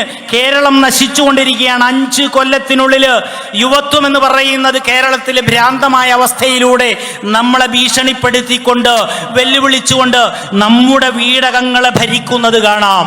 അവിടേക്കാണ് ഇതും TV-യും MDMA-യും ഒക്കെ പോകുന്നത്. ഈ വെല്ലുവിളികളെ നമ്മൾ ശരിക്ക് കണ്ടെത്തണം. ഒരു 5 മിനിറ്റ് നേരം പ്രാർത്ഥിക്കാൻ നമുക്ക് സമയമുണ്ടോ? രാവിലെ ഈ പ്രാർത്ഥനയും കഴിഞ്ഞ് സമുദ്രവസനേ ദേവി പർവ്വതസ്ഥന മണ്ഡലേ വിഷ്ണുപത്നി നമസ്തുഭ്യം പാദസ്പർശം ക്ഷമസ്വമേ എന്ന് പ്രാർത്ഥിക്കുന്നില്ലേ നമ്മൾ? ഈ ഭൂമിയാണ്, ഇത് ദേവിയാണ്, ഇത് അമ്മയാണ്. മാതാഭൂമി പുത്രോഹം പൃഥിവിയാം. ഇതെന്റെ അമ്മയാണ്, ഈ അമ്മയുടെ മക്കളാണ് ഞങ്ങളെല്ലാം, അല്ലെ ഞാൻ ഈ അമ്മയുടെ മകനാണ്, മകളാണ് എന്ന് പ്രാർത്ഥിച്ച നമ്മുടെ വേദം, അത് നമ്മൾ മറന്നു. അതും ഇക്കോളജിയാണ്. ആ ഇക്കോളജിയിൽ നിന്ന് പോയി നമ്മൾ ഇക്കോണമിയിലെത്തി. ആരോഗ്യമല്ല വലുത്, ധനമാണ് എന്ന് നമ്മൾ പഠിച്ചു. ആഡം സ്മിത്തിന്റെ വെൽത്ത് ഡെഫിനിഷൻ പഠിച്ചവർക്ക് ഓർമ്മയുണ്ടാവും. ഫോറിൻ കൺസെപ്റ്റാണ്, ഭാരതം അതല്ല പഠിപ്പിച്ചത്. ആഡം സ്മിത്ത് പറഞ്ഞത് വെൽത്ത് ഈസ് ഹെൽത്ത് എന്നാണെങ്കിൽ ഭാരതം പഠിപ്പിച്ചത് ഹെൽത്ത് ഈസ് വെൽത്ത് എന്നാണ്. നേരെ തിരിച്ചാണ്. ആരോഗ്യം, ഈ പ്രപഞ്ചത്തിന്റെ ആരോഗ്യം ശ്രദ്ധിക്കണം. നമ്മുടെ മാത്രം വരാം. ഈ പ്രപഞ്ചം നന്നായി നിലനിന്നാൽ മാത്രമേ, അതാണ് സനാതനധർമ്മം, സനാതന മൂല്യം. എന്നാലേ നമുക്കും നിലനിൽപ്പുള്ളൂ. അത് കഴിഞ്ഞ് ഇക്കോളജിയും വിട്ട് എക്കോണമിയും വിട്ട് നമ്മൾ ഇന്ന് ടെക്നോളജിയിലെത്തിയതാണ് ഞാൻ പറഞ്ഞത്. നമ്മൾ ടെക്നോളജിയിലെത്തിയപ്പോൾ ഈ ടെക്നോളജി നമ്മളെ ഭരിച്ചുകൊണ്ടിരിക്കുന്നു. സുകുമാർ അഴീക്കോടിൻ്റെ ഒരു ലേഖനമുണ്ട്, യന്ത്രങ്ങൾ നിങ്ങളെ ഭരിക്കരുത്, നിങ്ങൾ യന്ത്രങ്ങളെ ഭരിക്കണം എന്ന് പറയുന്നൊരു ഭാഗമുണ്ട് ഇതിൻ്റെ ലേഖനത്തിൽ. പക്ഷെ നമ്മളിന്ന് അത് മറന്നു. അപ്പം നമ്മുടെ വീട്ടിൽ നിന്ന് ഒരു 5 മിനിറ്റ് പ്രാർത്ഥിക്കാൻ, ഇത് പോസ്റ്റ് മോഡേൺ സൈക്കോളജി പഠിച്ചാൽ, ഞാനൊരു കൗൺസിലറാണ്, സൈക്കോതെറാപ്പിസ്റ്റാണ്. 100 കണക്കിന് ക്ലയൻസുകളാണ് നമ്മുടെ അടുത്തേക്ക് വരുന്നത്. വൈയക്തികമായിട്ടുള്ള ടെൻഷൻ, സ്ട്രെസ്, സ്ട്രെയിൻ എന്നൊക്കെ പറഞ്ഞുകൊണ്ട്, കൗടുംബിക പ്രശ്നങ്ങൾ, ജോലിയുമായി ബന്ധപ്പെട്ട വിഷയങ്ങൾ, സാമ്പത്തിക പ്രശ്നങ്ങൾ ഒക്കെ ടെൻഷനാണ്. ടെൻഷൻ ഇല്ലാത്ത ആരെങ്കിലും ഉണ്ടോ കേരളത്തിൽ? ഭാരതത്തിലെ സനാതന മൂല്യ ധർമ്മവിശ്വാസികൾ സ്വസ്ഥതയെയാണ് ആഗ്രഹിച്ചത്. ധർമ്മമില്ലാത്തടത്ത്, അർത്ഥകാമങ്ങൾ മാത്രമുള്ളിടത്ത് സ്വസ്ഥതയില്ല. നമുക്കൊക്കെ ജീവിതത്തിൽ പറ്റുന്നതാണ്. അർത്ഥകാമങ്ങൾക്ക് പുറകെ പോയിക്കൊണ്ടിരിക്കുകയാണ്. അതാണ് ടെൻഷൻ. ഒരു കാര്യം കട്ടെടുത്താൽ അത് മുതൽ നമ്മുടെ സ്വസ്ഥത നശിക്കും. ഒരുത്തിനെ കൊന്നാൽ അത് മുതൽ നമ്മുടെ സ്വസ്ഥത നശിക്കും. മറ്റൊരു ജീവിയെ വേദനിപ്പിച്ചാൽ അത് മുതൽ നമ്മുടെ സ്വസ്ഥത നശിക്കും. വേണ്ടാത്തത് ചിന്തിച്ചാൽ അത് മുതൽ നമ്മുടെ സ്വസ്ഥത നശിക്കും. നമുക്ക് ടെൻഷൻ കയറി വരുന്ന എങ്ങനെയാണ് പഠിച്ചു നോക്ക്. ഇതിൽ നിന്നൊക്കെ മോചനം നേടാനാണ് ഞാൻ പറഞ്ഞത്. ഈ സനാതന മൂല്യങ്ങളെ കുറിച്ച് അറിയാൻ ധ്യാനനിരതമായ ഒരു ജീവിതം പടുത്തുയർത്തുക. നമ്മുടെ മഹത് ഗ്രന്ഥങ്ങൾ പഠിക്കുക. ആന്തരികമായ നമ്മുടെ വീട്ടിലുള്ള വെല്ലുവിളികളെ അതിജീവിച്ചുകൊണ്ട് മാത്രമേ നമുക്ക് ബാഹ്യമായ വെല്ലുവിളികളെ അതിജീവിക്കാൻ പറ്റൂ. നമ്മുടെ ഗ്രന്ഥങ്ങൾ പഠിക്കണം. ക്ഷേത്രങ്ങളിൽ സനാതനധർമ്മ പാഠശാലകൾ ഉണ്ടാവണം. ആ പാഠശാലകളിലൂടെ അറ്റ്ലീസ്റ്റ് നമ്മുടെ ചെറിയ കുട്ടികൾ മലയാളം വായിക്കാൻ അറിയുന്നവർ കേവലം 370 വരികൾ മാത്രമുള്ള ജ്ഞാനപ്പാനയെങ്കിലും പഠിക്കട്ടെ. എന്നാലെങ്കിലും ജീവിതത്തെക്കുറിച്ചൊരു തെളിച്ചം ഉണ്ടാവും. അങ്ങനെയൊരു മാറ്റം സനാതനധർമ്മത്തെക്കുറിച്ച് സമഗ്രമായിട്ട് പ്രതിപാദിച്ചതല്ല, ചില സൂചനകൾ മാത്രം ഞാൻ പറഞ്ഞതാണ്. ഞാൻ അവസാനിപ്പിക്കാൻ പോകുന്ന ഈ ഭാഷണത്തിൻ്റെ ഭാഗത്തും വേദത്തിലെ ഒരു ശാന്തി മന്ത്രമുണ്ട്. സർവേ ഭവന്തു സുഖിനഃ, എല്ലാവർക്കും സുഖമുണ്ടാവട്ടെ. ഹിന്ദുവിന് മാത്രമല്ല, ക്രിസ്ത്യാനിക്ക് മാത്രമല്ല, മുസ്ലിമിന് മാത്രമല്ല, കറുത്തവനല്ല, വെളുത്തവനല്ല, ഉള്ളാത്തവനല്ല, ഇല്ലാത്തവനല്ല, വേണ്ടാത്തവനല്ല, കൊള്ളാത്തവനല്ല, പോരാത്തവനല്ല, വയ്യാത്തവനല്ല, എല്ലാവർക്കും സുഖമുണ്ടാവട്ടെ. സർവേ ഭവന്തു സുഖിനഃ സർവേ സന്തു നിരാമയ. നിരാമയത, ഒരു ദുഃഖമില്ലായ്മ ഉണ്ടാവണം. എല്ലാവർക്കും ഉണ്ടാവണം ദുഃഖമില്ലായ്മ. ദുഃഖങ്ങളൊന്നും വരരുതേ. ലോകത്താരാണ് പ്രാർത്ഥിച്ചത്? നമ്മളാണ്, ഭാരതീയരാണ്. സർവേ ഭദ്രാണി പശ്യന്തു, എല്ലാവരും ഭദ്രമായിട്ട് ശ്രേഷ്ഠമായിട്ട് സന്തുഷ്ടരായിട്ട് കാണപ്പെടട്ടെ. മാ കശ്ചിത് ദുഃഖഭാഗ് ഭവേത്, ഒരു തരത്തിലുള്ള ദുഃഖങ്ങളും ഉണ്ടാവരുതേ ആർക്കും. അവിടെ വേലിക്കെട്ടുകളില്ല, മതിലുകളില്ല, ചുമരുകളില്ല. നമ്മുടെ വേണ്ടപ്പെട്ട ഒരു സിനിമാ നടൻ എന്തോ ഒരു അസുഖം വന്നപ്പോൾ മറ്റൊരു സിനിമാ നടൻ ചില ക്ഷേത്രങ്ങളിൽ പോയിട്ട് ചില കാര്യങ്ങൾ ചെയ്തപ്പോൾ ഒരു മതത്തിൻ്റെ ഒരാൾ പറഞ്ഞു, ഇയാൾ കുറ്റം സമ്മതിച്ചിട്ട് ഞാൻ ചെയ്തത് തെറ്റാണെന്ന് പറയണം. കണ്ടോ, അതാണ് മതം. പക്ഷേ സനാതനധർമ്മം മതമല്ല, അത് ആത്മീയതയാണ്. ആത്മീയത വേറെ, മതം വേറെ. ഓം ശാന്തി ശാന്തി ശാന്തി, 3 ശാന്തിയാണ്. ആധിഭൗതികം, ആധിദൈവികം, ആധ്യാത്മികവുമായ ശാന്തി. അത് പാടിക്കൊണ്ട് ഞാൻ അവസാനിപ്പിക്കാം. ഓം സർവേ ഭവന്തു സുഖിനഃ സർവേ സന്തു നിരാമയ സർവേ ഭദ്രാണി പശ്യന്തു മാ കശ്ചിത് ദുഃഖഭാഗ് ഭവേത്. ഓം ശാന്തി ശാന്തി ശാന്തി.